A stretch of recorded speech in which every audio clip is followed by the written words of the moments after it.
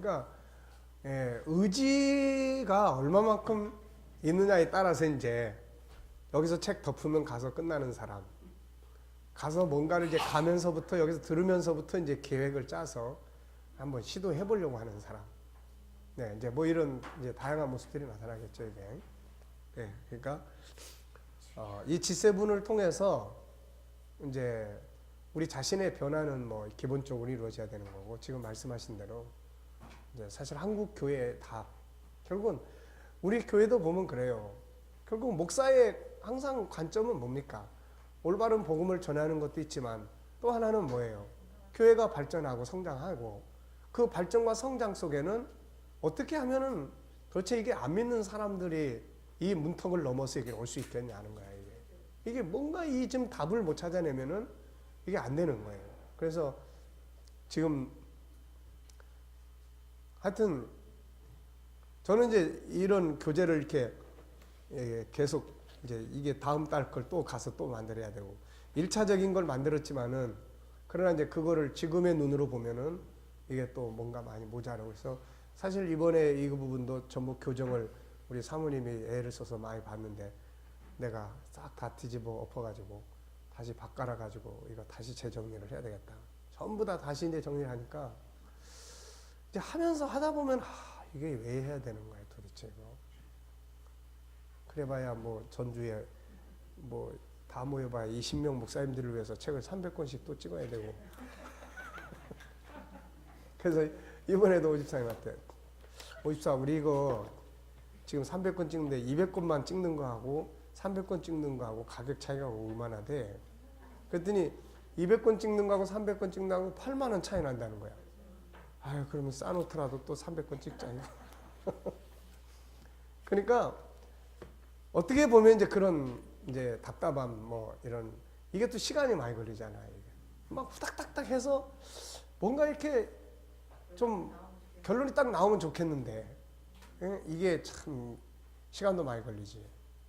분명히 하면 좋은데 효과도 잘 나타나고 분명히 해보면은 효과도 있고 이게 뭐 아주 지금 우리 그 신학교 학생들도 교육을 해보니까 또 우리 지금 월요일 날 서울에서 이제 공부하는 팀들도 그렇고 분명히 이게 뭔가 이렇게 답이 있단 말이에요. 이거 거기 이제 새로 공부하러 오시는 그 남자 목사님들 그분들도 이제 몇 분 안 되지만은 그분들도 이걸 통해서 뭔가 목회의 방향성이나 가능성을 본다는 거예요. 이제 이분들도.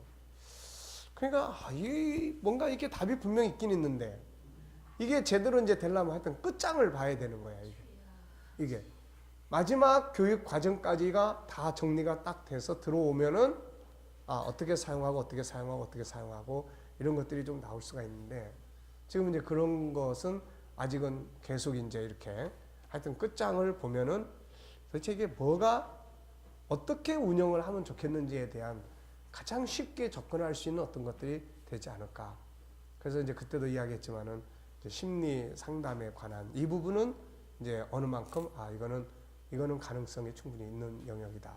이제 이런 판단을 하고 그럼 이제 어떻게 운영을 할 것인가 교회에서 어떤 타이틀을 걸고 어떤 방향에서 해볼 것인가. 근데 해보더라도 이제 나 같은 경우도 일단 연말까지 가서 영원성에 대한 것까지 다 끝장이 나야 일단은 그 다음에 이제 뭐 운영을 뭘 해서 광고를 하고 사람을 모집을 해서 뭘 이제 해볼 수가 있을 것 같단 말이에요.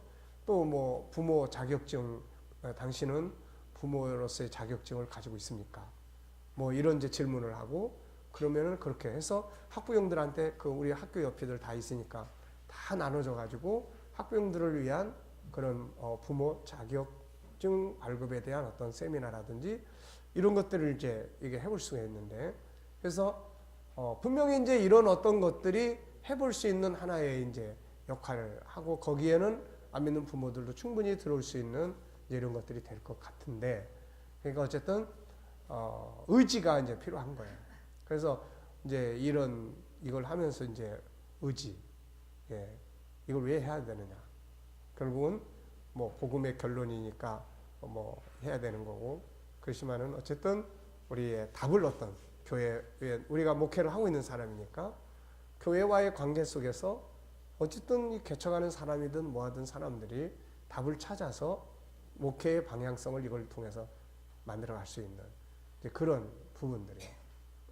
그러니까 이제 아까도 이야기했지만은 이 교회도 이제 이렇게 영성 운동만 할 게 아니라 이제 이거를 하면서 교회는 이제 이건 기본적이니까 밑에 1층에다가 뭐 예를 들면은 그런 이제 자기 개발 문화원 같은 걸 열어 가지고 거기서 이제 정기적으로 어느 날은 어떤 상담, 심리 치유 상담, 또 어떤 날은 자녀들을 위한 뭐 부모 코칭 교육이라든지 이런 것들을 이렇게 다뤄 나갈 수 있으면은 훨씬 더 이 영성을 하다 보면 그건 이제 영적으로 어느 만큼 된 사람들만 오게 되는 거고, 그러니까 일반 사람들은 커피집 드나들듯이 이게 들어와야 되는데 그런 게 이제 안 되니까, 그러니까 이제 이런 것들이 그런 방식으로 이제 이루어질 수 있는 이제 그랬으면 이제 그런 부분들이 이루어지면은 참 좋겠고, 그게 이제 특히 작은 교회일수록 사실 큰 교회는 목회자들이 직접 이거 붙들고 할 수도 없어요. 뭐 대형 교회 목사님들이 무슨 뭐 이거 붙들고 한 사람을 붙들고 그렇게 뭐 할 수 있습니까? 못하죠. 뭐. 그러니까 결국은 작은 교회들, 개척교회나 이제 목회 시작하는 사람들, 또 교회 안에서도 그런 구역 강사나 중간 리더자들을 훈련해서 이제 영혼들을 치유하고 전도하고 또 이렇게 개인 상담을 해주고 하는 이제 이런 부분들. 그러니까 이제 이런 것들을 통해서 그러면 이제 결국 한국 교회도 이제 그런 작은 틀들이 뭔가 가능성을 만들어 갈 때 결국 한국 교회가 새로운 부흥 운동으로 갈 수 있는 하나의 전초가 될 수 있다는 이야기죠, 이게. 그러니까 그런 부분들이 이제 이루어봐야 되겠다는 이제 의지를 가지고 지금 우리가 가고 있습니다. 그러니까 어쨌든 끝까지 일단은 가봐야 되는 것이 중요하다.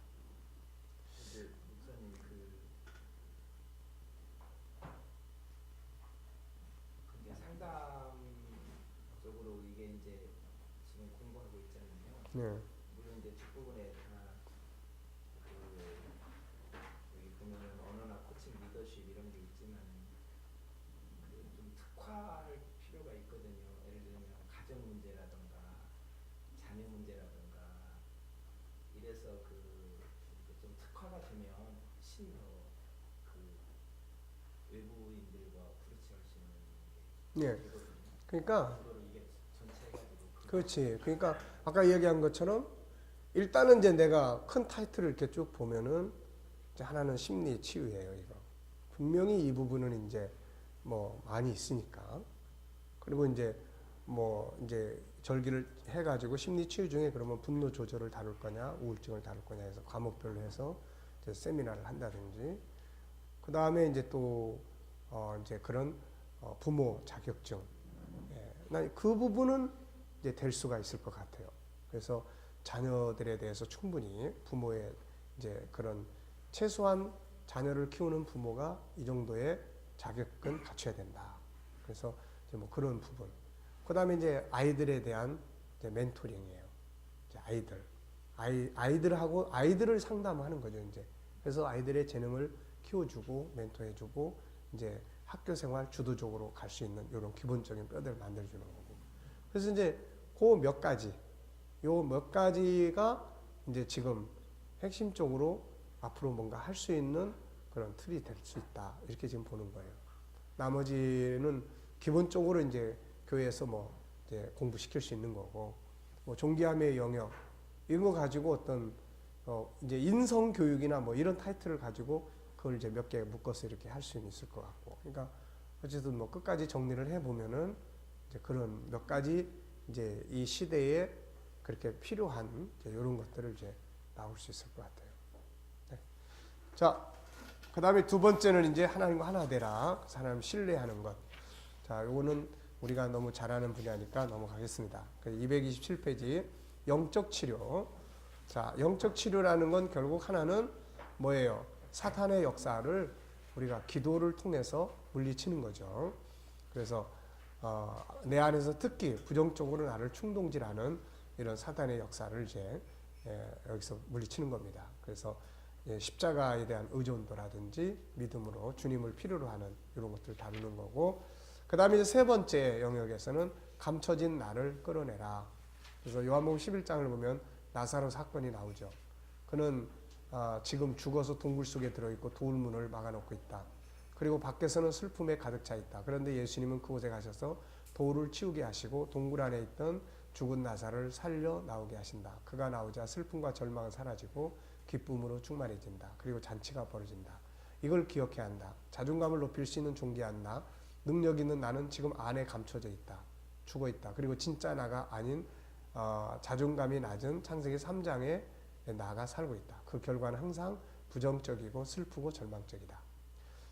참나, 하나님의 형상대로 만들어진 위대한 나는 안에서 죽어 있다. 이것을 다시 살려서 밖으로 나타나게 한다. 이걸 성경에서는 뭐라고 이야기합니까? 본어게인이다. 거듭남이다. 이제 참나를 나오게 해야 된다. 이건 바로 하나님을 닮은 내 속에 있는 5가지 보물이. 이것이 살아나면 자존감이 살아난다. 이것이 없이 아무리 외부적인 것을 많이 가지고 있어도 낮은 자존감을 치유할 수 없다. 오히려 세상 것들이 많으면 많을수록 자존심만 높아간다. 자존심이 많아지면 교만하고 우월감으로 가득 차고 없어지면 절망감에 빠지게 된다. 이제 안에 있는 하나님 형상, 내 영혼의 5가지 보물을 살려서 밖으로 끌어내라. 그러면 자존감은 높아진다. 이제 밖에 있는 환경보다는 안에 있는 당신의 참모습을 생각하면서 다음에 선언문을 만들어서 외우고 그 다음에 주변에 붙이고 선포하라. 이건 나를 살기 위한 십계명이다. 우리 목사님들이 이런 걸 하라 그러면 잘 안 하죠. 그렇죠?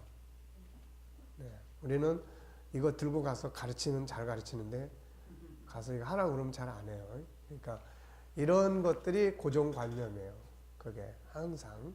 그러니까 이런 부분들을 실제로 해보면 내 심리에 이게 어떤 영향을 주는지를 이렇게 느낄 수가 있는데 그런 걸 안 해보면은 잘 몰라요. 그래서 성도들한테 이런 부분들을 잘 활용할 수 있도록. 자, 한번 해보겠습니다. 여기서 외쳐보는 거예요. 자, 내가 첫째 그러면 여러분들은 나는 존귀한 자다. 자, 첫째. 둘째. 셋째.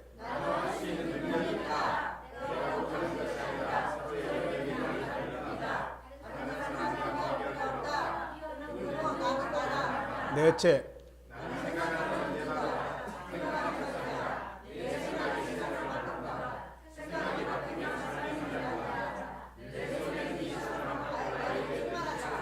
다섯째. 여섯째. 일곱째.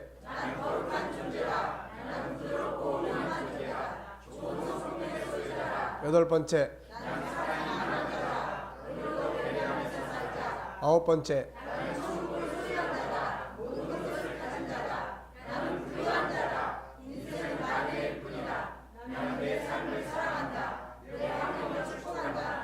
열 번째.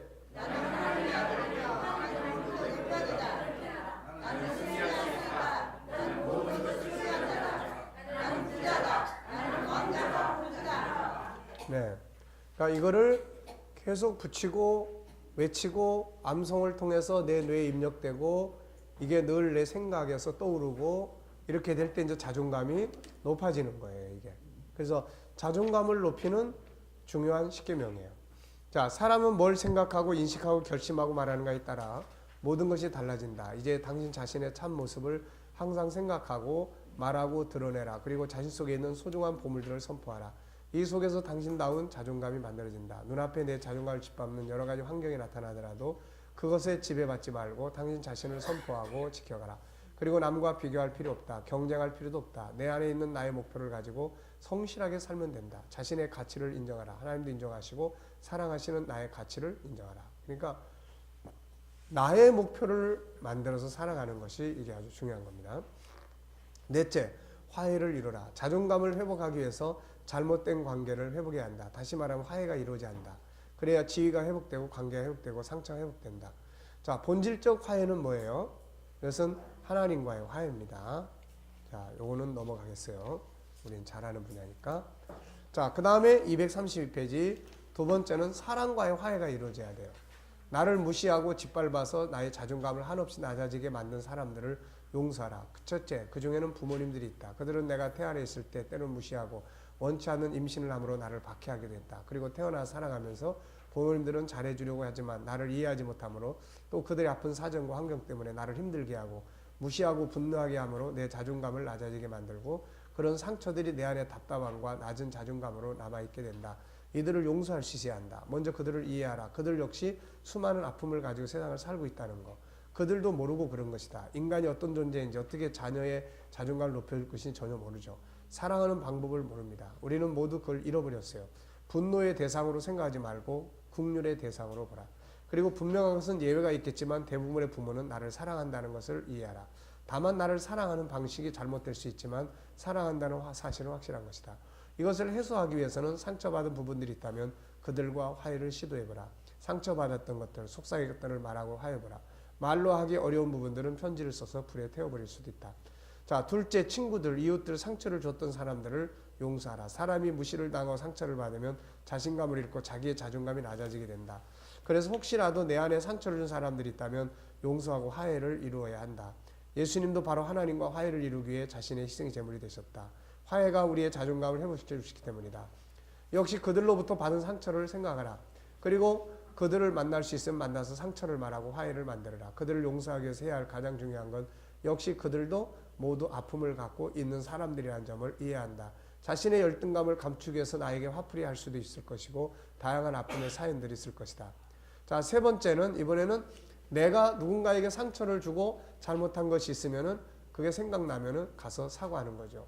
이것 때문에 나의 자존감이 낮아질 수 있다. 괜히 사람 만나기에 껄끄럽고 매사에 자신감이 없거나 두려움이 있다면 이런 문제가 있을 수 있다. 내가 받은 상처만이 아니라 나 때문에 상대방에 상처를 준 일, 싸우고 화해가 되지 않은 일들은 모두 나의 자신감을 잃게 하고 내가 싫어지고 나의 자존감을 낮추게 되는 원인들이 돼요. 그러니까 이런 알게 모르게 이런 것들이 내 안에서 계속 쌓여지면서 나 같은 건 별거 아닌 존재야 라는 자기 자존감이 계속 이렇게 낮아지는 원인이 됩니다. 이런 경우는 만나서 사과하고 화해를 해보라. 그러면 자기가 회복되는 걸 느끼게 됩니다. 베드로가 주님을 부인했을 때 베드로는 크게 상처를 받았고 이것은 그로 하여금 그의 자존감을 한없이 떨어뜨려서 부끄럽고 우울하고 사람 앞에 자신감을 얻게 됐죠.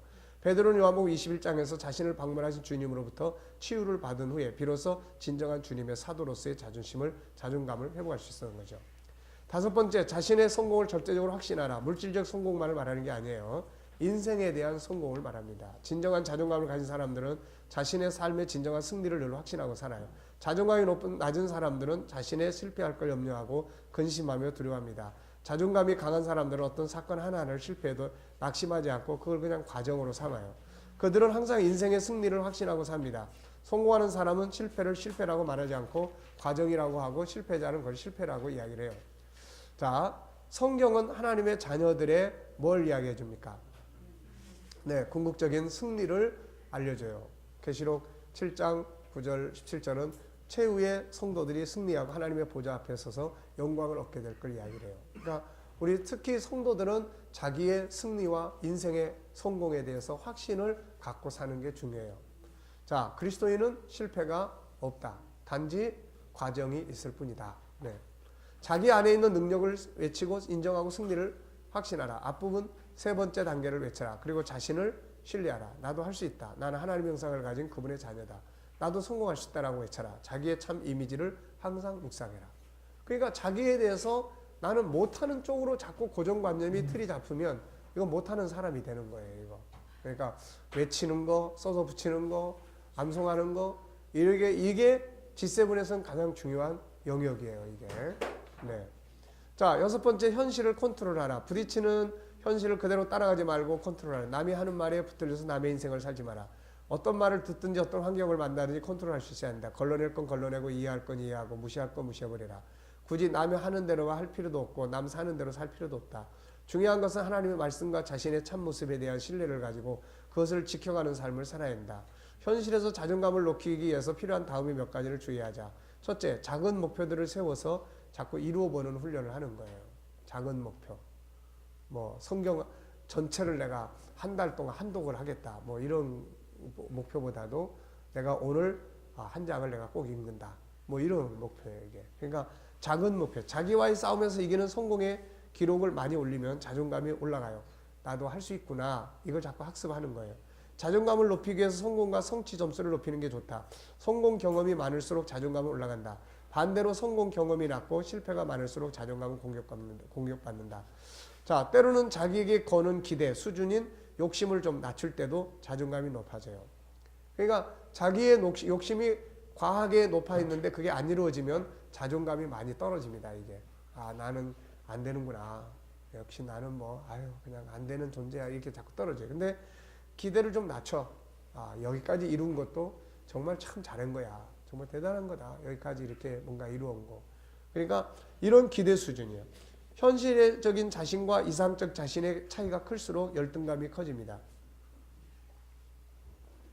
자신에게 거는 환상적인 기대나 이상을 버리고 현실적으로 실현 가능한 이상을 설정하고 그것을 실현시키는 것이 자존감을 높이는 방법이에요. 욕심을 줄이면 자존감이 올라갑니다. 욕심이 많을수록 자존감이 자꾸 떨어져요. 사실 모순돼 보이지만 열등감의 심리에는 욕심이 숨어 있어요. 남을 밟고 위에 서려는 욕심이에요. 돈 많은 부자로서 돈을 자랑하고 싶은 욕심도 있고 출세해서 남을 힘으로 지배하고 싶은 욕구가 열등감의 뒤에 은밀히 숨어 있어요. 이런 욕심을 채워지지 못하는 자신의 외모, 능력, 재산이나 집안이 부끄럽고 싫죠. 이런 욕심을 버리면 열등감 극복이 쉬워집니다. 그래서 나답게 살려고 하는 자세가 절대로 중요해요. 숨기려고 할 필요가 없어요. 가리려고 할 필요가 없습니다. 가리는 데서 자존감이 계속 낮아지는 거예요. 이게 완벽주의 허상에서 벗어나라. 열등감이 심한 사람들은 나는 완벽해야 해. 내가 완벽하다는 걸 모든 사람에게 인정받아야 해. 단 한 사람이라도 나의 약점을 알아서는 안 돼. 나의 약점이 노출되면 참을 수 없는 수치를 당할 거야 라고 믿고 있다. 완벽주의 허상에서 벗어나지 않고 자존감을 유지할 수 없다. 부족한 자신의 모습, 실수도 하는 자신의 모습을 그대로 인정하라. 그래서 저는 엘리야가 이렇게 로뎀나무 밑에 가가지고 막 죽기를 기도한 엘리야를 보면은 뭔가 이렇게 아주 기분이 좋아요.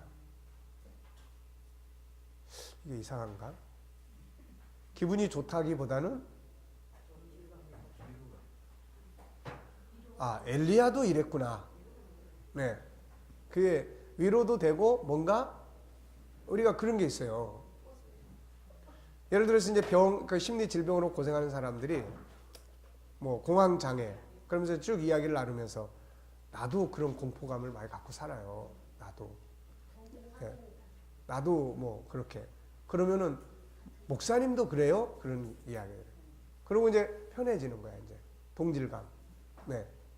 나 혼자 죽는다 그러면은 뭔가 이게 좀 그런데 옆에 보니까 자기도 죽는다 그러니까 뭔가 이렇게 죽는다는 게 보편성 같기도 하고 뭐 이런 안심 이런 것들이 이제 심리적으로 발생을 합니다 이게. 자 그래서 완벽주의 이런 거 뭐 자꾸 뭐 가려가지고 완전한 모습만 보여주려고 그러면은 나중에 그 함정에 자기가 빠져요 이게. 네. 자 자존감을 높이기 위해서는 완벽해야 된다는 압력으로부터 해방돼야 한다. 자신을 있는 그대로 받아들일 수 있어야 하며 그럼 자존감이 올라갑니다. 자 이런 건 이제 근본적인 자존감의 배경이 아니고 근본적인 자존감의 배경은 뭐라고요? 세 가지. 존재의 배경, 창조의 과정, 궁극적인 목적이에요. 이런 것들은 이제 현실적인 겁니다.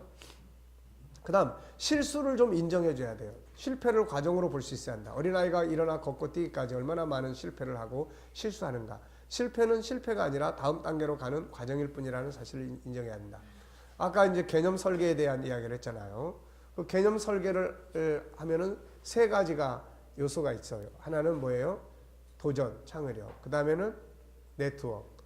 그러니까 다른 사람들의 그래서 서양은 그걸 많이 기록해놨고 동양은 그걸 많이 덮어버렸어요. 왜? 자기의 실수하는 것을 다른 사람들이 보는 걸 원하지 않았고 서양 사람들은 그거를 경험으로 기록을 해놔요. 그럼 이제 후대 사람들이 그 책을 읽으면서 어떻게 됩니까? 이게 그걸 참고하는 거예요. 그래서 서양은 기록 문화가 굉장히 많이 발전한 겁니다. 이게. 예. 자, 그래서 이제 그런 부분들이 있는 거예요. 그 다음에 세 번째는 뭐라고 했어요? 축적. 근데 이 축적이라는 건 뭐예요? 결국 계속 실패의 경험이야 이거. 실패의 경험이 얼마나 많이 쌓여 있느냐에 따라서 노하우가 생기는 거예요. 이게. 그러니까 이런 부분들을 우리가 과정으로 보는 거죠. 자, 여섯 번째는 우리는 자신을 인정해 줘야 됩니다. 완벽하지 않지만 나는 최선을 다해 살아왔어. 이렇게 이제 자기와의 대화를 통해서 자기를 인정해 해줘야 됩니다. 돌이켜보면 인생의 고비마다 우리는 얼마나 지독한 순간들을 겪어냈던가. 남들은 우리가 겪은 고통을 알 수 없다. 참아낸 자신을 인정해 줘야 한다. 완벽하지 않은 자신을 비난만 하지 말고 수고를 인정해 주자. 이때 자존감이 살아납니다. 성폭행이나 왕따를 당한 후에 열등감에 빠지는 사람들은 내가 못나서 그런 일을 당한 거야 라며 자기를 비난하죠. 우리는 스스로에게나 남에게 비난받는 것이 익숙합니다. 그러나 비난에서 벗어나 마치 공경에 빠진 다른 사람을 위로하듯 자신을 위로해보자. 자기 위로가 과거의 아픈 경험으로도 벗어나게 해줍니다. 다윗은 이제 그런 걸 아주 잘했어요. 그래서 내 영혼아 네가 어찌하여 낙심하며 이 어찌하여 내 속에서 불안해하는가. 너는 하나님께 소망을 두라. 예. 우리도 아픈 일을 당할 때 때로는 바보 같은 일을 했을 때 자기를 학대하지 말고 자기를 향해서 위로와 격려, 용기의 말을 건네보자. 이런 걸 잘해야 된단 말이죠. 이거. 그래서 자기와의 대화를 반드시 훈련하셔야 됩니다. 여러분들. 아시겠죠? 자, 비교하지 마라. 나는 나일 뿐이다. 행복과 불행을 가르는 경계선은 비교다. 거북이와 토끼의 경주를 하지 마라. 자신의 목표를 세우고 그걸 향해서 그냥 나가면 되는 거지. 자꾸 옆 사람 쳐다보면서 비교하지 말아야 돼. 다른 사람의 삶을 시기하고 질투할 필요 없다. 오히려 존경해줘라. 그리고 나의 삶을 감사하고 존중해라. 진정한 인생의 성공과 승리는 많고 적음, 높고 낮음에 있지 않다. 나답게 살아가는 삶에 있다. 다른 사람으로부터 존경을 받으려고 애쓰지 마라. 그저 인간관계는 인간관계일 뿐이다. 많은 사람이 다른 사람이 나를 어떻게 볼까를 두려워한다. 그냥 나는 나의 삶을 사는 거다. 8번째, 스트레스는 풀어라. 분노, 슬픔, 아픔을 안고 있지 마라. 토해놔라. 잘못된 방법으로 풀지 말고 좋은 방법으로 풀어라. 그래서 수류탄이나 지뢰 같은 거 해체하는 방법 있잖아요. 그게 그냥 폭발하면은 다 죽어버리니까 그걸 이제 잘 해체시키는 거예요. 그게 똑같은 원리입니다. 이렇게 분노, 슬픔, 아픔 이런 거를 그냥 탁 폭발시키면은 그 자리에 있던 사람이 같이 죽어버려요. 이거. 그러니까 그걸 폭발시키는 게 아니고 어떻게 합니까? 분해해서 밖으로 토해내요. 이거 안고 있으면 안 돼요. 절대로 안고 있으면 안 됩니다. 이거. 네. 자, 그래서 시편 68편에는 그 앞에 마음을 토하라. 마음을 토하라는 거예요. 안에 있는. 그리고 사람에게도 필요하다면 상담자를 통해서 속의 이야기를 토하라. 참고 있는 것만이 잘하는 게 아니다. 우린 보통 참아야 된다. 참아야 돼. 그래도 침 한번 꼴꼴 삼키고 그래도 참아야 돼. 이런 말 많이 하잖아요. 근데 참으면 병되는 겁니다. 이거. 참으면. 그러니까 이 우울증이나 공황장애나 분노조절장애나 이런 모든 것들은 다 참고 참는 데서 발생한 병들이에요. 이게. 그러니까 무조건 참는 게 능사가 아니에요. 이거. 그래서 밖으로 쏟아놔야 돼요. 해소를 시켜야 됩니다. 이걸 풀어내야 돼요. 자, 그래서 뭐 상담자도 필요하고 뭐 가상의 어떤 사람도 만들어 놓고 하기도 하고 뭐 음악을 피아노를 치면서 펑펑 울어보기도 하고 또 뭐 소리를 고래고래 지르면서 주여 삼창하면서도 이런 거 막 쏟아놓기도 하고 이거 다 쏟아놓는 거예요. 이게 뭔가 쏟아놔야 되는 겁니다. 자, 그래서 우리 한국 교인들이 주여 삼창은 잘하는데 이게 아주 심리치료에서는 특효약이에요. 이거 특효약입니다. 이거. 네. 자, 못한다고 생각할 필요 없다. 할 수 있는 능력이 있지만 시간의 문제, 서로 다른 재능의 문제, 훈련의 문제, 환경의 차이점, 스타일의 차이점, 만남의 차이점일 뿐이다. 그러니까 무슨 말이냐면은 똑같은 능력을 가지고 있어요. 그런데 어떤 지도자를 만나는가에 따라서 피아노 소리가 다르다는 이야기예요. 이게. 네. 또 걸리는 시간도 다르다는 이야기예요. 그러니까 만남의 차이일 뿐이지 내가 못하는 게 아니에요. 네. 나의 약점이 때로는 장점이 된다는 것도 기억해라. 약점을 뒤집어 놓으면은 그게 또 장점이 되는 거예요, 이게. 그러니까 약점 때문에 고민할 필요도 없어요. 세상을 이해하라. 세상은 모두 아픔을 가지고 산다는 것. 서로 다른 사람들이 다른 모습으로 살고 있다는 것. 세상은 다 그렇다는 것. 사람은 다 그렇다는 걸 이해하는 거죠. 받아들여라. 때로는 현실을 그대로 받아들여. 실패해도 고난도 그냥 받아들여. 하늘의 뜻이고 주의 뜻이고 그렇게. 어려운 환경도 그대로 받아들이라. 할 수 있으면 그것조차도 사랑해보라. 요셉처럼 하면 승리한다. 그 다음 12번째는 자기를 사랑하고 신뢰해라. 하나님을 신뢰하고 자기를 신뢰해라. 누가 뭐라고 하든 하나님 날 사랑하고 존귀하게 여기시고 그리고 내 안에 하나님의 형상 모든 걸 감당할 수 있는 보물이 들어있다. 자기를 신뢰하고 사랑하고 위로해라. 자, 이게 이제 현실적으로 자존감을 치료하고 높일 수 있는 방법들이에요. 자, 12가지니까 첫째 뭐예요? 작은 목표들을 세워서 이루는 훈련을 해보라. 네. 둘째, 자기에게 거는 기대 수준을 낮춰라. 셋째, 욕심을 줄여라. 넷째, 완벽주의 허상에서 벗어나라. 다섯 번째, 여섯 번째, 네, 일곱 번째, 네, 그냥 나는 나요. 그 다음에 여덟 번째, 네, 아홉 번째, 열 번째. 그냥 아이 다 그런 거지 뭐. 예, 아이 뭐 사람 다 그런 거지 뭐. 예. 받아들여라. 네. 그다음에 12번째는 네. 예, 이런 것들이 자존감을 이제 높여주는 그런 역할을 합니다. 그다음 7번째는 생각하고 외치고 행동하고 반복하라. 우리가 자존감을 키우는 일을 성공하기 위해서는 반드시 이 과정을 기억해야 한다. 이 과정을 공부했다고 해서 자존감이 저절로 막 크는 게 아니에요. 네. 자존감을 키우기 위해서는 교육과 함께 이 4대 요소가 실천되어져야 돼요. 우선 생각 속에 뭡니까? 의지. 그 다음에 외쳐야 돼, 이제. 네. 왜 외쳐야 되는지 이야기 많이 했죠. 네. 그 다음 행동이에요. 반복. 먼저 생각해서 해야 되겠다는 결심과 의지를 가져야 돼. 그 다음에 외쳐야 됩니다. 이건 어떤 일이든 실천하기에 가장 중요한 요소예요. 생각만 가지고 안 됩니다. 이건 뇌에 입력되어 습관화되지 못해요. 마치 흐르는 물속에 다이아몬드가 있습니다. 그냥 놔두면 어떻게 되죠? 흘러가 버려요. 그래서 하고자 하는 생각이 있으면 이걸 밖으로 빨리 끌어내야 됩니다. 이게 언어예요. 근데 중요한 건 그냥 말로 해서는 안 됩니다. 이걸 외쳐야 돼요. 최소한 하루에 10번, 20번씩 외쳐야 한다. 예를 들면 자신이 하나님의 자녀라는 사실을 외치고 자신의 높은 자존감을 외쳐요. 나는 하나님을 닮은 그의 자녀다. 나는 하늘과 땅에서 가장 존귀한 자다. 우리 전도사님들한테 숙제를 내줬더니 어느 분이 녹화를 해가지고 보냈어. 이렇게 외치고 있습니다. 자기 외치는 거를 녹음을 해가지고 보냈더라고요. 네. 그러니까 이렇게 시키면 시키는 대로 하면 되는 거예요. 근데 시키는 대로 안 하니까 이게 안 되는 거죠. 여러분들 잘하고 있죠? 봐요. 아무도 대답 안 하잖아요. 그러니까 열심히 와서 이제 공부만 하고 가시는 거야. 네. 아, 잘하고 있습니까? 네. 네, 말을 안 하고. 자, 나는 하늘과 땅에서 가장 존귀한 자다 등이다. 이걸 외칠 때 내 98%의 세포가 듣고 그걸 몸 전체의 세포에 전달하여 그걸 행동할 수 있는 체질로 만들게 된다. 이것이 없이는 아무리 좋은 생각도 행동으로 옮겨지기 어렵다. 우리의 뇌는 항상 가장 강하게 입력되어 있는 걸 생각나게 하고 행동하게 만든다. 자, 우리가 쉬운 예로 레몬을 쥐어 짜서 입에다 넣는다. 이런 생각을 우리 전에 한번 해봤잖아요. 근데 이거 내가 지금 말을 하면 그 뇌가 그런 느낌을 가져주는 거예요, 이게. 예, 그러니까 막 침도 나오고 막 심한 사람은 몸을 막 비틀기도 하고 그러죠, 이게. 그러니까 실제로 아무것도 없는데 그런 상황이 왜 생깁니까? 이게 뇌 과학에서 나타나는 이야기들이에요, 이게. 예. 그러니까 뇌에 입력이 되면 그게 몸의 세포들을 다 움직이는 거예요, 그게.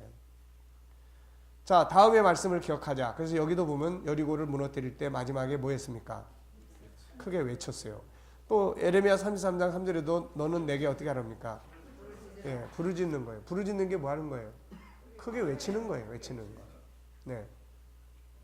자, 위의 말씀들은 왜 크게 외치라, 부르짖으라, 포하라고 하셨을까? 그 이유는 크게 외치고 부르짖을 때 집중하고 속에 있는 것들, 그 부정적이고 잘못된 강한 것들이 밖으로 다 쏟아져 나오고 대신에 외치는 중요한 새로운 것들이 뇌에 입력되고 그 사람의 정신과 모든 걸 움직이는 능력이 되기 때문이에요. 하고 싶은 거, 되고 싶은 것이 있으면 매일 외쳐라. 작게 하지 말고 크게 정신이 집중될 수 있도록 외쳐보라. 이것이 몸의 체질이 그걸 이룰 수 있는 몸으로 변화시키고 행동하게 만들어준다. 다음이 이제 행동이죠, 이게.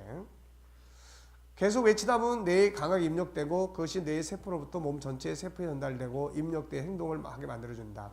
운동선수들이나 탤런트들 그리고 성범죄나 묻지마 살인범들은 모두 무엇인가 몰입하여 그것이 뇌에서 가장 먼저 생각나기 때문에 그걸 행동하는 거예요, 이게. 그러니까 묻지마 살인도 지금 그 사람의 뇌 속에서 생각나는 게 게임 속에서의 어떤 이 주인공 의식. 그러니까 게임 속에서 지금 움직이는 것이 그 자리로 그대로 지금 뇌에서 그대로 행동하게 만드는 거예요, 이거. 네. 자, 자존감을 높이는 방법. 여기 2, 4, 6, 7개. 첫째 뭐죠? 그 다음에 두 번째.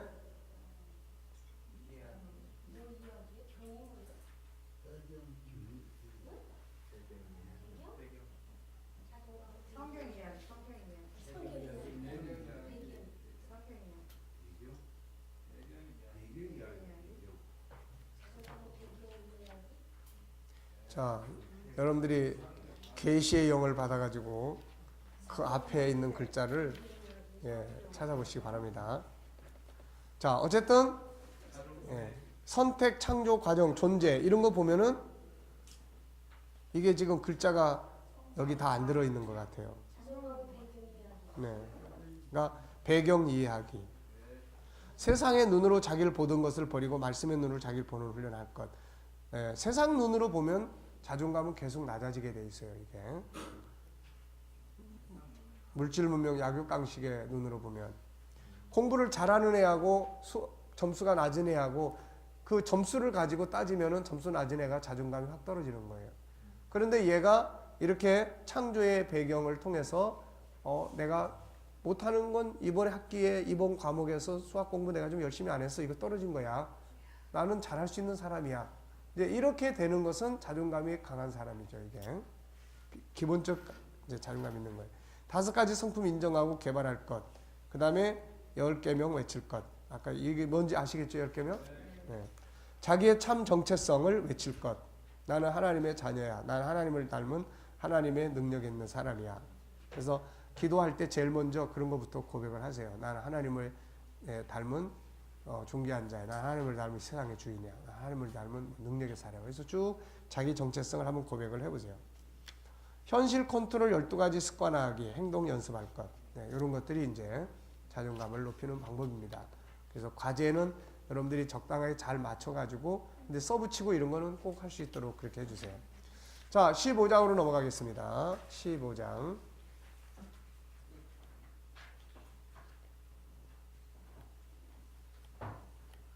자, 15장. 자기 존중법 14가지. 이거는 항상 따라다녀요. 자, 첫째 뭡니까?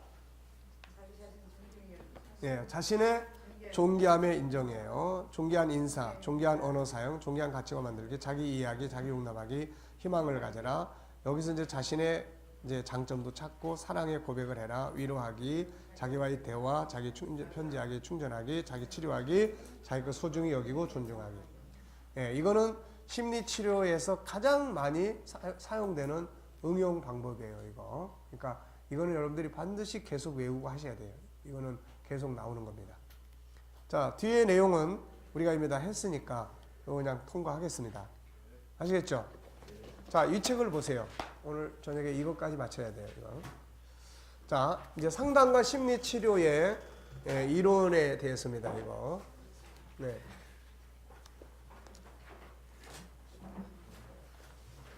자, 이거 뒤에 10개 정도 더 가져왔으니까요. 우선 갖다 보세요. 네. 그 지난 책 다 가져오시라고 했는데 광고했는데 안 가져오셨습니다. 네. 자, 1장 일반 심리치료. 이제 요 책에 있는 일부의 내용은 그러니까 1번 일반 심리치료는 이분의 책을 요약한 겁니다. 현대 심리치료와 상담 이론 권성만저 학지사에서 나온 책이에요. 그러니까 이 책을 여러분들이 한 번쯤 읽어보시면 이 책이 한 500-600페이지 되는데 이걸 요약한 게 이제 요게 한 30페이지 정도 되는 거예요. 그러니까 이 내용보다 더 확대해서 이걸 봤으면 좋겠다 하시는 분은 이 책을 한 권쯤 사서 이렇게 보시면 될 것 같고 또 이 안에 있는 이제 내용 한 가지를 더 구체적으로 보고 싶다 그러면 그거에 관계된 책 한 권씩 이렇게 읽어보시면 자세히 알 수 있어요. 자, 심리 질병의 영역. 자, 여기 보면은 이제 DSM-5에 제시된 내용이에요. 그래서 불안장애, 강박장애, 관련장애, 외상 및 스트레스, 우울장애, 양극성 및 관련장애, 정신분열증 및 스펙트럼 및 기타 정신증적 장애, 성격장애, 신체 증상 및 관련장애, 해리장애, 급식 및 섭식장애, 그 다음에 수면 각성장애, 성기능장애, 성도착장애, 성불편증, 물질 관련 및 중독장애, 파괴적 충동 통제 및 품행장애, 신경발달장애, 소통장애, 배설장애, 또 신경인지장애, 기타 정신장애. 그래서 이제 이런 부분들을 가지고 그 안에 들어가면 또 한 300개 이상의 장애를 구분하는 세미한 진단들이 있습니다. 이게. 그러니까 우리가 몇 가지만 심리 질병으로 보면 안 되고 이런 것들이 전부 다 이렇게 이제 심리 질병으로 이렇게 구분되어 있는 것들이에요. 해리장에 궁금한데요. 얼마 전에 뉴스에서 나왔잖아요. 네. 중학생이 초등학생 네. 소망에서 살해낸 거. 제가 해리성 장애가 나왔다고 하더라고요. 그러니까 이제 해리성은 지난번에 이제 이야기했었죠. 그때 다중인격. 그러니까 내가 어렸을 때 예를 들어서 5살 때 어떤 충격을 받았으면 그 상태에 그때 충격받은 그 상태가 그냥 내 안에 또 하나 인격으로 또 남아 있는 거예요, 이게. 그 다음에 내가 그때 당시에 또 뭐 어떤 할머니로부터 어떤 충격을 받은 게 있으면은 그 할머니의 인격 상태가 또 여기 있는 거예요, 이게. 그러니까 나 말고 제2, 제3, 제4의 인격이 다양하게 안에 구성이 돼 있어요, 이게. 그러니까 그게 실제는 아닌데 그런 상상 속에 인격이 또 들어있는 거예요. 우리가 영적으로 봤을 때는 이제 우리가 귀신 들린 것 같은 거죠, 이게. 귀신 들려가지고 뭐 아이 목소리도 내고 할머니 목소리도 내고. 오래전에 이제 나이 40대 정도 된 분이 이제 은혜 받는데 자리에서 이제 그게 귀신의 역사가 드러났어요. 근데 그 3살 먹은 애기 울음소리를 내는 거예요.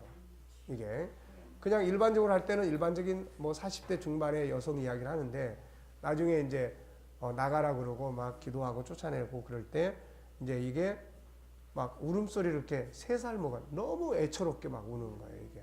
그래서 도대체 넌 누구야? 그랬더니 자기는 3살 먹은 애기라고 이야기를 하는 거예요. 그러니까 이런 것들이 이제 분명히 귀신에 의해서 빙의해서 그런 현상이 생길 수도 있는 거고, 이런 우리가 심리적 작용을 모르면 이건 다 귀신의 작용으로 볼 수밖에 없어요, 이게. 근데 이제 이런 귀신의 빙의는 아닌데 실체적으로 우리가 그런 거 있잖아요. 예를 들면 이런 거예요. 우리 이제 부목사님 아들 애미가 이번에 이제 시엘이가 몇 살이죠? 3, 4살. 쉽게 말하면 이런 이야기야. 내가 이제 수요일 날 예배를 마치고 이제 나와서 이제 복도에 있는데 이게 3살짜리인가 얘가 나한테 와서 내 손을 딱 잡으면서 목사님 수고하셨어요 그러는 거야, 얘가. 그래서 신기하기도 하고 도대체 이게 얘가 도대체 3살짜리야 뭐야 이거 이제 그러고 있는데 지 엄마가 이제 항상 그 사모님이 이제 복도에나 엘리베이터 만나면 항상 나한테 그 이야기를 한다고. 예, 목사님 수고하셨습니다 항상. 얘가 이제 그런 생각을 갖는 거예요. 그러니까 어떻게 보면은 얘 다움이 아니지 지금. 3살짜리가 어떻게 그런 이야기를 할 수 있겠어요. 그러니까 엄마에게 들었던 이게 인격 속에 있는 거죠, 이게. 그러니까 이게 나쁜 쪽으로 해리 이제 나타날 때 우리가 이제 해리 증상 이제 이렇게 이야기를 할 수 있는 거예요. 그러니까 막 엄마 아빠가 막 싸우는데 그 충격이 자기한테 이제 강하게 자리 잡고 있다. 그럼 이게 치료가 안 됐어. 그럼 이게 어느 상태인지 그게 나타날 수 있다는 거예요. 그게 막 아버지 목소리로 또 나올 수 있는 거고. 그러니까 그런 것들이 이제 해리 증상이다. 또 그러면서 해리 장애, 그 다음에 다른 말로는 이제 다중인격 장애. 이렇게. 그렇죠. 그러니까 이제 이런 경우도 약물 치료도 필요하고, 뭐 심리 상담 치료도 필요해서 그런 원인적인 인격을 찾아주는 거예요. 그때 그런 상태에서 다시 같이 가주는 거예요. 그래가지고 그 상태에서 아팠던 상처들을 이제 치료하는 겁니다. 이렇게. 그때 당시에 부모를 이해시키게 한다든지 또 뭐 이런 것들을 통해서 그때의 그런 강하게 남아있는 인격 속에 강하게 남아있는 이런 걸 이제 해체시켜 주는 거죠. 이게. 그러니까 이제 그런 방식으로 이제 치료들도 하고 그렇죠. 이제. 네. 물론 이제 영적인 부분은 또 영적인 부분을 우리가 잘 분별해서 뭐 쫓아내야 될 건 쫓아내야 되겠죠. 이게.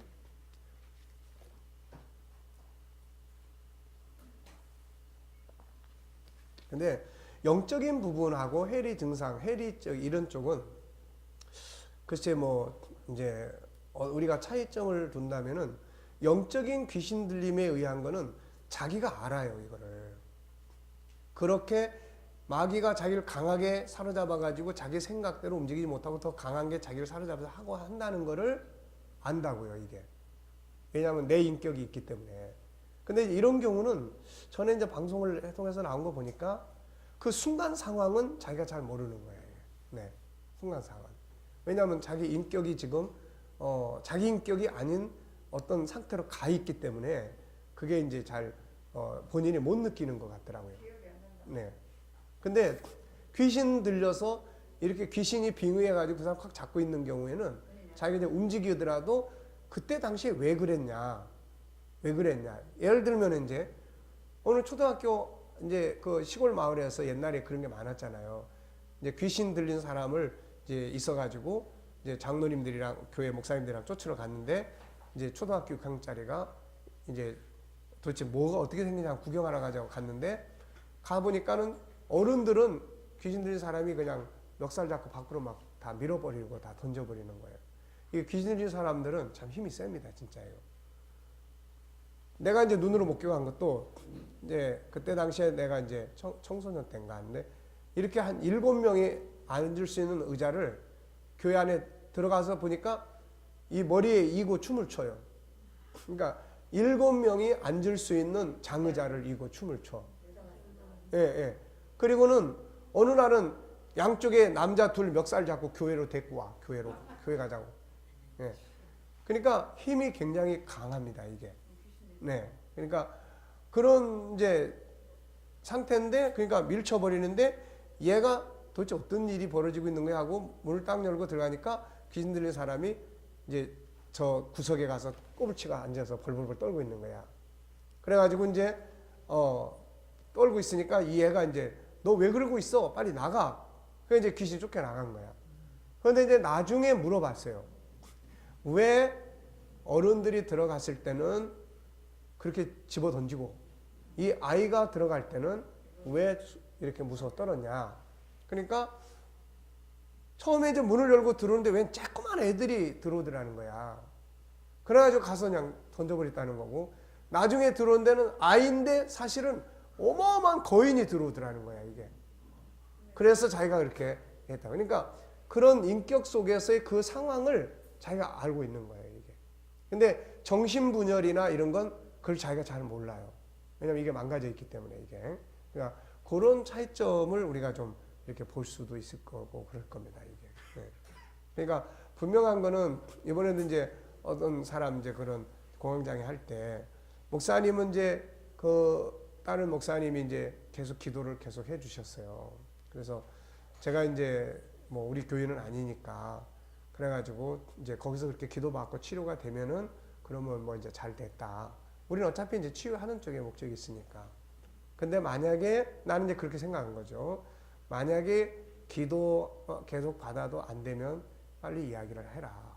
이건 심리적일 수 있는 부분이 있으니까. 그러니까 이제 아니나 다를까 그 다음에 이제 전화가 왔어요 이제. 그러니까 우리가 이제 이런 것들을 알아야 돼요. 기도해서 해야 될 영역이 분명히 있고 심리적으로 다뤄야 될 영역이 분명히 있어요 이게. 근데 이거를 그냥 기도만 한다고 해서 붙들고 있는다고 해가지고 이게 안 된다는 거예요 이거. 그러면 자꾸 더 혼란스럽게 만들어갑니다. 그러니까 분명히 영적인 것도 있지만은 심리적인 게 있다는 거를 우리가 인정을 하고 그런 부분은 상담을 통해 해결하면서 기도를 같이 갈 수 있는 이런 게 필요해요. 그래서 현대 목회는 이 상담 이게 아주 필수적입니다. 이게. 그러니까 기도만 하는 것보다는 기도와 함께 상담을 통해서 치유해 나가줬을 때 그게 굉장히 효과적이니까 그래서 그런 부분이 필요하다는 거예요.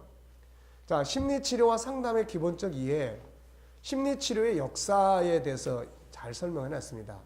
자, 19세기에 이르기까지 고대의 귀신론이 일반인들에게 널리 퍼졌으며 의료인들도 주로 신체적 원인론에 기초하여 정신장애를 이해하고 치료했다. 그러나 19세기 들어서 정신장애가 심리적 원인에 의해 유발될 수 있다는 심리적 원인론이 제기되기 시작했다.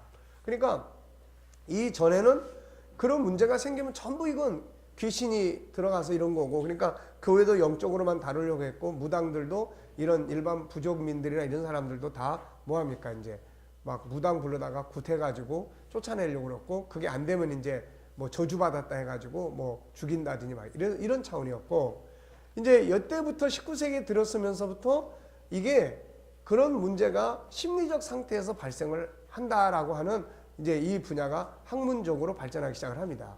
1879년 독일의 위렐름 원트가 라이프치히 대학의 심리학 실험실을 설립하며 인간의 심리적 현상을 과학적인 방법으로 연구하면서 현대 심리학의 효시를 이루었다. 그래서 원트는 인간의 심리적 특성을 객관적으로 측정하는 방법뿐만 아니라 심리적 고통을 감소시키는 초보적 치료 방법을 개발하고자 시도했다.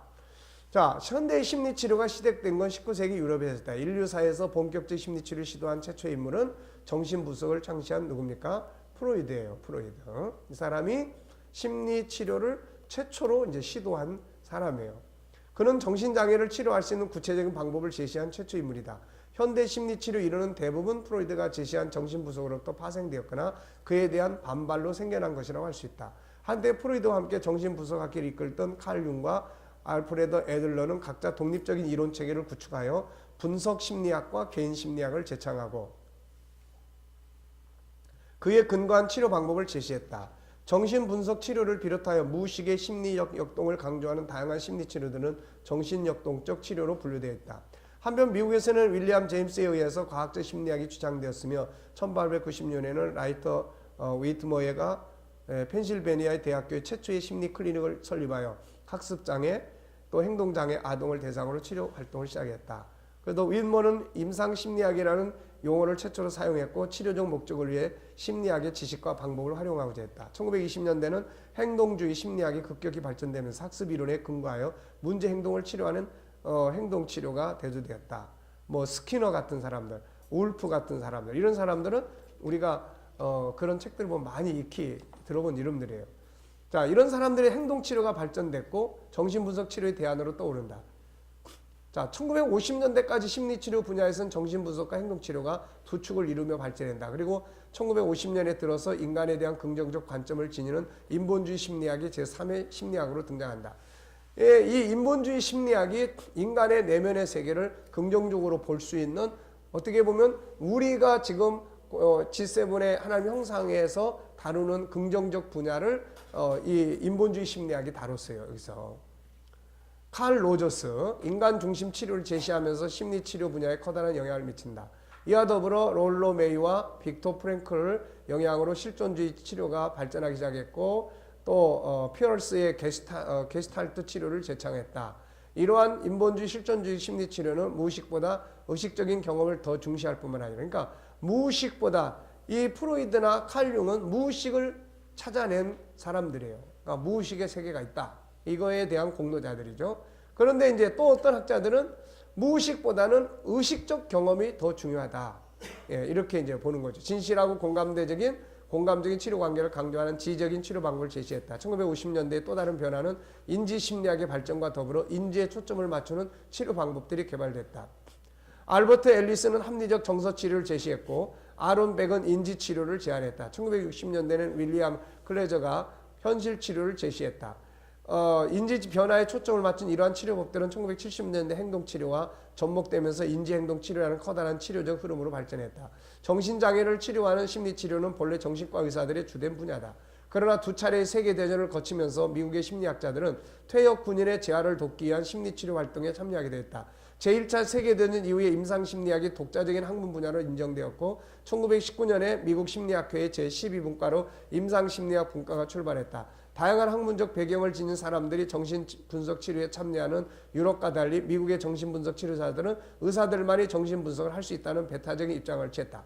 그러니까 우리나라도 지금 심리치료를 정신과 의사들만 한다고 이렇게 돼 있어요. 그러니까 일반 심리 이거를 치료로 정부에서 고시를 보거나 인정해 주지 않는다는 겁니다. 이게. 그래서 우리나라는 심리치료가 그냥 일반 사회에서 심리치료 연구소라든지 협회도 있습니다. 있는데 이런 것들이 이제 정부 차원에서 쉽게 말하면 의사로서의 자격을 안 주는 거죠, 이게. 근데 미국 같은 데는 이런 것들을 굉장히 중요하게 지금은 다루고 있습니다, 이게. 자, 임상심리학자인 칼 로저스는 정신분석 치료의 대안으로 인간중심치료를 제시하면서 자신의 치료 활동을 카운셀링이라고 지칭했다. 그동안 응용심리학 등으로 명칭을 바꾸어둔 미국 심리학회의 제17분과가 1952년에 상담심리학 분과로 개칭하면서 상담심리학은 심리치료와 상담 활동을 전문적으로 시행하는 가장 중심적 학문 분야로 발전했다. 1970년대 가족치료, 그 다음에 또는 체계치료라는 새로운 치료법 접근법이 제시됐다. 가족치료는 개인의 초점을 맞추는 기존의 치료와는 달리 가족 전체의 체계와 역동에 초점을 맞춘다는 점에서 매우 새롭고 획기적인 치료 방법이라 할 수 있다. 아울러 명상법, 불교가 서양에 전파되면서 의식의 변형, 인간의 영적인 측면에 깊은 관심을 기울이는 자아 초월 심리학이 발전했다. 켄 윌버는 다수의 저서를 통해서 자아 초월 심리학의 이론 체계를 발전시켰고 최근에는 그의 이론에 근거한 통합 심리 치료를 제시했다. 그러니까 결국 심리 치료, 심리학이라는 게 결국 시작된 것이 어떻게 돼요? 얼마 안 됐어요. 그래서 여기 이제 정신분석 치료에 대한 이야기 나옵니다만은 프로이드가 1856년에서 1939년생이니까 이 사람은 유대인이에요. 그러니까 결국 1900년대 들어서서 이제 시작이 된 거죠. 그러니까 150년밖에 안 된 거예요, 이게. 그런 부분들이 지금 이제 진행이 되고 있는 겁니다. 자, 프로이드. 그는 정신자의가 심리적 원인 즉 무의식의 갈등에서 유발될 수 있다고 이야기를 했습니다. 이 사람은 이제 무의식이라고 하는 것을 끌어낸 것이 굉장히 이 사람에게는 큰 공로죠. 인간의 마음은 성적 충동의 본능과 공격적인 본능인 원초자, 본능적 충동과 환경적 요구를 중재하는 자, 사회의 도덕적 가치관을 반영하는 초자아로 구성되어 이들 간의 힘겨루기에 의해서 인간의 행동이 결정된다. 그러니까 우리는 이제 이런 본능을 이야기했잖아요. 우리가 말하는 본능은 뭐예요? 우리가 말하는 본능. 창세기 1장 27절의 본능이에요. 근데 이 사람은 인간에겐 두 가지 본능이 있다. 하나는 성적 충동의 본능이고 하나는 공격적 본능이다. 이건 어디에 근거한 거예요? 창세기 3장에 근거한 본능이에요. 그러니까 분명히 본능은 본능인데 이 사람은 그쪽의 본능을 중시 본 거예요, 이게. 그래서 이거를 뭐라고 이야기했어요? 이 본능을 원초자라고 이야기했어요. 근데 이제 이게 이대로 나타나면 어떻게 됩니까, 이제? 막 지금처럼 묻지마 살인도 나오는 거고 막 성폭행도 막 나타나는 이런 거예요. 그래서 뭐를 해야 됩니까, 이제? 뭐가 필요하냐면 이제 현실에 적당하게 맞춰서 살아갈 수 있는 자기 조절 능력이 필요하다는 거죠. 그래서 자기 조절 능력, 사회의 도덕적 가치관을 반영하는 초자, 이건 뭐냐면은 감독관이에요, 이거 이제. 그래서 원초 자아는 본능을 말하는 거고 이 초자아는 원초 자아가 지멋대로 튀져나가지 못하도록 사회 규범에 맞도록 조절할 것을 이제 감독하는 거예요. 이렇게 조절을 해서 나타나는 게 뭐예요, 이제? 이게 에고라고 하는 자아예요. 그래서 현실에 맞춰서 살아갈 수 있는 어느 정도의 컨트롤된 그 사람의 자아가 만들어진다. 그러니까 본능은 원초 자아라고 이야기했고 이거를 감독하는 기능을 초자아라고 이야기했고 감독을 통해서 어느 정도 조율이 돼서 나타나는 것을 자아다, 에고다 이렇게 이야기했어요. 자, 그래서 이 사람은 이제 주로 성적인 발전을 통해서 아이들의 인격 형성이 이루어진다고 봤어요. 그래서 뭐 구강기, 이거는 엄마의 젖을 빨면서 만들어진 성격, 학문기, 이건 배설을 통해서 성격이 형성된다. 뭐 남근기, 이거는 성기를 통해서 쾌락 추구하고, 그 다음에 잠복기, 뭐 사춘기 이전까지 학교 생활.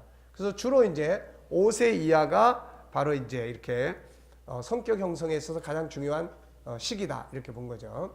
자, 치료의 목표는 내담자의 성격 구조를 건강하게 변화시키는 데 있다. 그런 무의식적 갈등을 의식화하면서 자아의 통제에서 해결될 수 있다고 믿었다. 자, 치료 기법은 자유현상, 이제 생각을 하게 만드는 거죠. 우리로 말하면 뭡니까? 묵상이에요. 상상하게 만드는 거죠. 자, 그 다음에 꿈.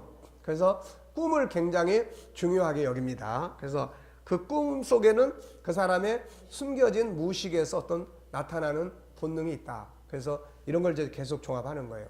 전이 분석, 뭐 저항 분석, 뭐 해석, 훈습, 또 뭐 방어 기제로서 이런 걸 이제 방어하기 위해서 뭐 억압이라든지 부인이라든지 뭐 이런 이제 용어들이 다 나옵니다. 그래서 승화시킨 사람도 있고 억압받는 사람도 있고 이렇게.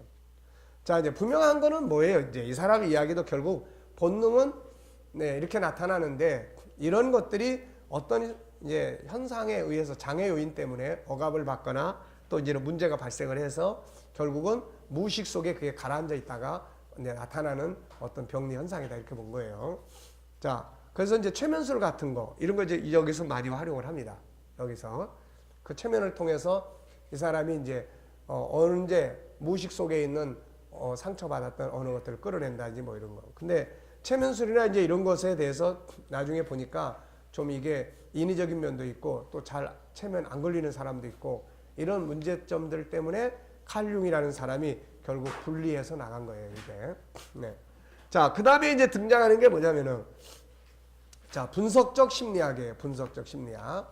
요거는 이제 칼 융입니다. 이 사람은 또 아버지가 목회자였어요. 예.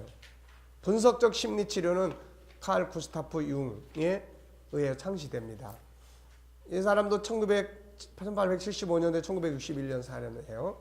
그에 따르면 무의식은 충동적 성적 욕망으로 이루어진 것이 아니다. 그러니까 이 사람은 또 이제 뭐예요?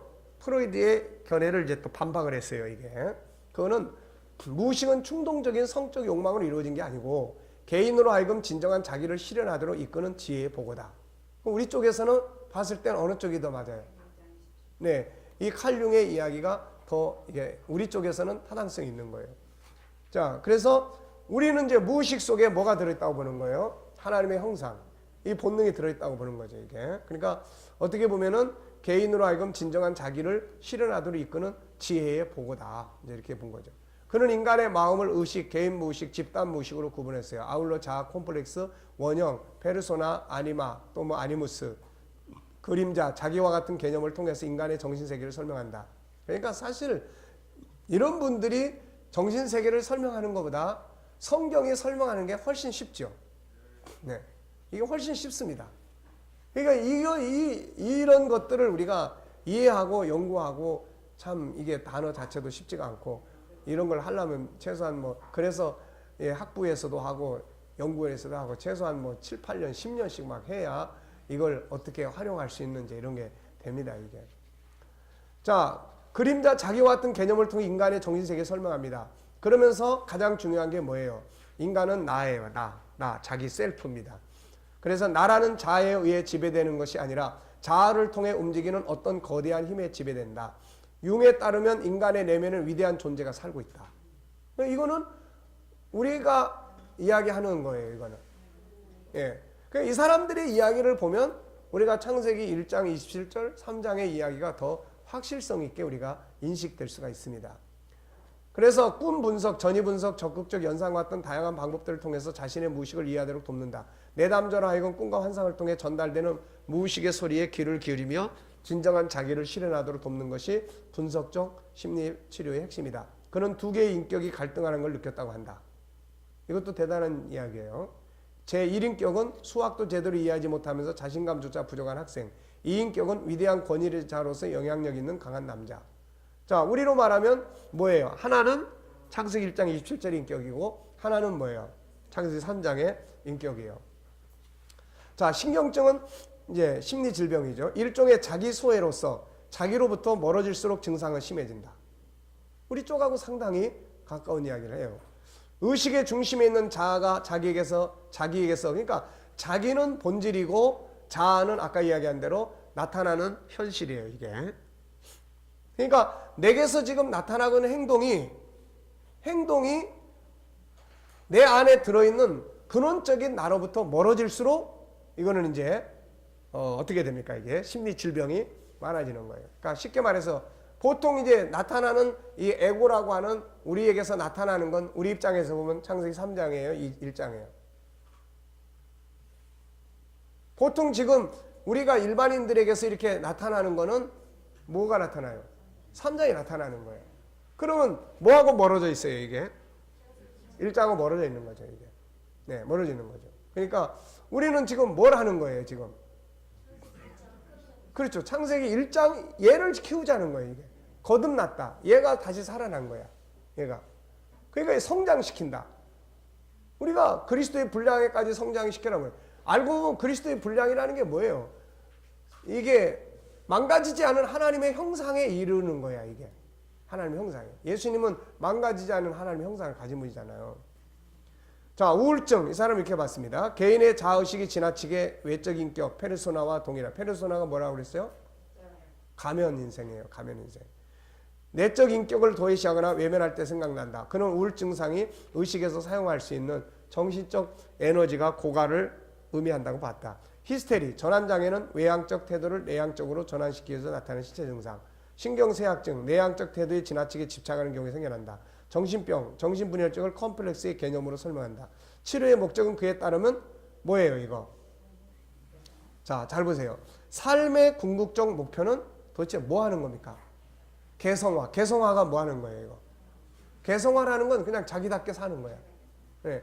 자기처럼 살고 싶은 대로 만드는 거예요. 개성화는 무의식과 의식을 통합을 통해서 자기를 충분히 실현시키는 거다. 심리치료의 목적은 분화 과정에서 상실한 정체성을 회복하는 것이다. 심리치료의 목적은 정신종합이다. 그래서 이 사람 같은 경우는 목회자 아들이라서 성경을 많이 읽어봐서 그런 건지 어떤지 모르지만은 상당히 흡사한 그런 이야기를 많이 해요. 치료 기법, 내담절하여금 무의식을 의식화함으로써 분열된 마음을 통합하고 전체성을 회복해서 자기를 실현하도록 돕는다. 치료 기법, 꿈 분석, 프로이드는 꿈 분석을 통해서 억압된 성욕과 무의식적 갈등을 발견하고자 한 반면 융은 꿈을 통해서 마음 깊은 곳으로부터 들려오는 지혜로운 영혼의 음성이자 메시지를 발견하고자 했다. 전이와 역전의 분석, 자신의 무의식을 상대방에 투사하여 내보내는 것이다. 속에는 내담자와 치료자의 개인 무의식뿐 아니라 집단 무의식으로부터 온 원형적 주제가 포함될 수 있다. 적극적 상상, 새로운 무의식적 주제들이 의식으로 떠오르도록 자극하는 다양한 방법을 의미한다. 내면적 심상이 활성화될 수 있도록 마음에 강하게 집중하는 게 중요하다. 무의식적 과정을 의식화하기 위해서 꿈과 환상성 이미지를 그림이나 조각, 놀이 같은 방법들을 사용했다. 미술치료, 모래 상자놀이, 만다라 그리기, 춤추기, 운동하기, 시쓰기, 비느자 기법 등 이런 것들이 지금도 많이 사용은 돼요. 비느자 기법이라든지 뭐 모래 상자놀이라든지 이런 거. 이외에도 개인력 조사, 증상 분석, 단어 연상 검사 등의 심리 검사 등과 같은 다양한 방법 사용. 현 상태에 대한 심리 분석, 원인 분석, 문제의 본질 설명, 장애 제거, 자기 실현. 그의 분석 심리학은 이론적인 주장일 뿐 객관적이고 객관적인 검증이 어렵다는 점에서 비판도 받는다. 그러니까 이제 공로도 있지만 또 이런 모순도 있는 거예요. 그래서 모든 심리학이 어느 것 하나도 완벽한 건 없어요. 다. 네. 자, 아둘러 심리치료. 그의 어린 시절은 이 사람 유태인이에요. 여러 형제자매 속에서 병학감과 열등감을 극복하는 투쟁이었다. 아둘러 심리치료는 알프레드 아들러가 재창한 개인 심리학에 근거한 심리치료를 의미한다. 그는 한때 프로이드와 함께 정신분석 운동에 참여했으나 견해 차이로 그와 결별하고 자신만의 독자적인 이론 체계인 개인 심리학을 재창했다. 그러니까 이게 통일성이 있을 수가 없어요.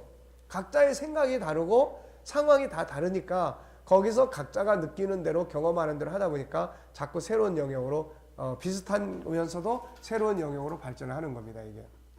프로이드나 칼융과 달리 개인의 삶에 있어서 열등감의 보상과 공동체 의식의 중요성을 강조했습니다. 인간은 원초와 자아, 초자아라는 내적 요인들의 갈등에 의해서 움직이기보다 이 사람은 이제 프로이드가 이야기한 원초자아, 자아, 초자아 이런 개념이 아니다. 이거보다는 인간은 하나의 통합된 존재로서 자신의 목표, 어떤 그 가지고 있는 근본적 목표가 있는데 이거를 이루기 위해서 통일성 있게 인간 살아가는 존재다. 이렇게 본 거예요. 인간의 모든 행동에는 그래서 뭐가 있어요? 목적이 있고 그것은 열등감의 극복이라고 봤다. 그는 인간의 부적응 상태를 병적 장애라기보다는 삶의 목표축 위한 낙심 상태로 봤다. 그러니까 이 사람은 심리 질병을 굉장히 긍정적으로 본 거예요. 그게 뭐냐면은 병이다 이거보다는 살아가는데 목표를 이루어 가는 데 있어서 잘 안 되니까 낙심 상태로 본 거예요, 이게. 네. 그러니까 이 사람도 결국은 뭘 이야기합니까, 이제? 그 속에는 뭔가 살아가고자 하는 목표가 있는데 이걸 이제 우리가 봤을 때는 본능이죠. 이게 있는데 그게 잘 안 돼. 그럴 때 낙심이 되고 이런 상태를 심리질병이라고 이제 보는 거예요, 이게. 개인 심리 치료에서 치료자가 뭐 합니까? 그래서 내담자가 추구하는 목표, 생활 양식, 그게 뭔가? 우리로 말하면 장점 찾아주고 하고 싶은 일이 뭔가를 찾아서 그거를 이제 탐색하는 거예요. 자기 인식을 증가시키고 자기가 누군지를 이해시키는 거죠. 열등감과 실망감을 극복하도록 도우며 내담자의 목표나 생활 방식을 건강하게 만들어주는 거예요. 그러니까 지금 우리가 하는 것들은 거의 이제 이런 비스무리한 틀을 비슷하게 다 가지고 있어요. 개인 치료는 단기간에 시행되며 정보 제공, 교육, 지도, 격려 같은 요소가 많은 치료법이다. 아동 지도, 청소년 교육, 자녀 양육, 부모 교육, 부부 치료, 가족 치료, 교정 생활, 지역 사회, 정신건강 같은 다양한 영역에서 사용되고 있고 인지 치료, 현실 치료, 가족 치료와 같은 여러 심리 치료의 발달에 깊은 영향을 미쳤다. 자, 대부분의 부정적인 증상은 자기 이해의 부족으로 봅니다. 그러니까 이게 부적응적인 증상이 이제 심리병이죠. 그러니까 심리 질병은 다 대부분이 뭘로 봤어요? 자기 이해의 부족으로 봤어요. 자기를 잘 모르는 데서. 부적응적인 목표와 신념을 파악하여 사회적 관심을 증가시키고 좀 더 적응적인 목표와 생활 양식으로 변화시킨다. 치료 원리는 뭐냐? 자, 내담자의 치료적 변화를 위해서 통찰, 즉 깨달음이 중요함을 강조한다. 이 사람이 자기에 대한 인식을 갖는 게 제일 중요하다는 거죠, 이게. 네. 내담자로 하여금 자신의 목표와 생활 양식에 대해 깨닫게 하는 것이 변화의 핵심이다. 그러니까 남의 인생 살지 않고 자기 인생을 살도록 만들어 주려고 하는 거예요. 치료적 변화는 내담자가 자신의 목표와 내면적 동기를 인식하기 시작할 때부터 일어난다.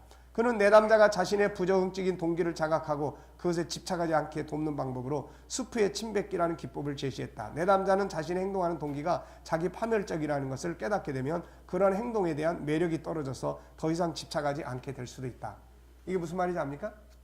그러니까 지금 내가 자신이 지금 행동하는 것이 나중에 이게 결국 자기의 멸망, 이게 아주 안 좋은 상태로 간다.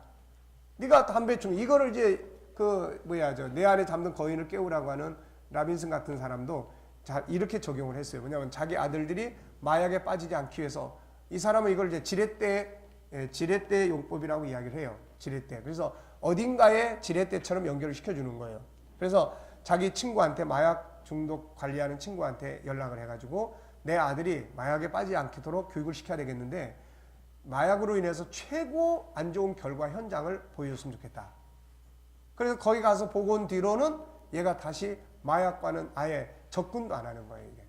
그러니까 이게 이제 바로 아예 침을 뱉어놓으면 수프 먹겠습니까? 이거 안 먹는 거죠. 이게.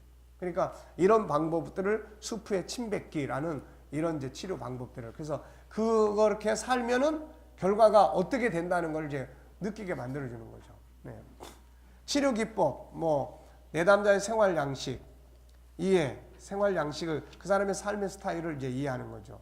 이걸 위해서 질문, 가족 구도, 가족 분위기, 가족 가치성, 역할 지침, 가족 역할, 초기 발달의 경험들의 정보 수집, 격려, 나는 있는 그대로 너를 좋아한다.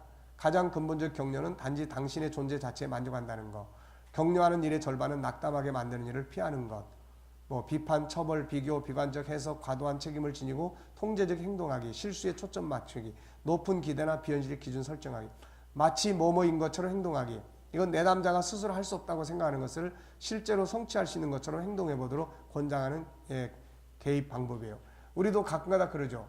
이룬 줄로 믿으라. 받은 줄로 믿으라. 이제 그런 개념들이에요, 이게. 자, 수렁 피하기. 사람들이 흔히 빠지는 함정과 난처한 상황을 피하도록 돕는 거고, 자신 포착하기. 내담자가 반복적으로 범하는 부정적인 행동을 자각하게 함으로써 그런 행동을 방지하도록 돕는 방법이에요. 단추 누리기. 내담자에게 자신이 감정을 통제할 수 있음을 인식하도록 하는 방법. 감정에 대한 선택, 단추 누리기. 수프의 침받기 아까 이야기했고요. 즉시성, 직면. 이거는 회피하지 말고, 그러니까 대인 기피증이나 이런 사람들은 회피시키지 않고 부딪히게 하는 경험들이 많이 있어요. 네, 한번 가서 해보세요. 그럴 때 문제가 생기면 이렇게 연락을 줘보세요. 치료 단계, 치료자의 관계 형성, 탐색, 해석, 재교육 또는 방향 재설정. 정신분석 이론가들로부터 너무 피상적이라는 비판을 받아요. 그러니까 하나는 장점이고 하나는 단점이에요. 네, 그래서 인지행동 치료자로부터 너무 역동적이며 내적 동기를 지나치게 중시한다는 비판, 공동체 활동에 대한 참여와 책임감을 과도하게 강조한다는 비판, 대부분 인간 이해의 부족에서 나온다. 인간 상호 간의 이해는 공동체 생활의 기본 조건이다. 서로에 대한 이해가 깊어질수록 공동체 생활을 저해하는 요소들을 사라지고 좀 더 나은 삶을 영위할 수 있다. 자, 행동치료. 피곤하죠? 네. 자, 그러면 오늘 여기까지 하겠습니다. 내일 아침에 맑은 정신을 가지고 그래서 요 내용 12가지 정도만 우리가 이렇게 좀 읽고 이해하고 그러면은 일반적인 심리치료라는 게 도대체 뭐고 어떻게 움직여지는 건지를 이제 다 알게 돼요. 그 속에서 이제 이 사람들이 추구하는 것도 결국 인간답게 삶을 살도록 만들어주는 거니까 그래서 이게 창세기 G7의 심리학이 훨씬 우리가 사용하기에 편하고 단지 이제 어떤 기술적 영역들은 좀 연구해서 참고하면 도움이 될 수가 있습니다. 자, 내일 아침에는 8시에 식당 어디서 모일까요, 그럼? 그 집. 아침에도 해요? 그러면은 아예 8시에 거기서 모여서 식사하고 와서 9시부터 교육을 하도록 하겠습니다. 자, 기도하고 마치겠습니다. 하나님 아버지, 오늘도 하루 동안 또 저희들 피곤한 가운데서도 우리가 심리 치료에 관한 많은 이야기들을 나눴습니다. 하나님의 형상을 회복하는 것 심리치료의 가장 소중한 방법임을 우리 다시 한번 기억하고 앞으로 병들어가는 수많은 사람들을 저희들이 치료해서 복음 안에 이끌어 드릴 수 있는 이 귀한 치유자로서의 사명을 우리가 또 잘 감당할 수 있도록 은혜 베풀어 주시옵소서. 감사하며 예수님의 이름으로 기도하옵나이다. 자, 수고했습니다.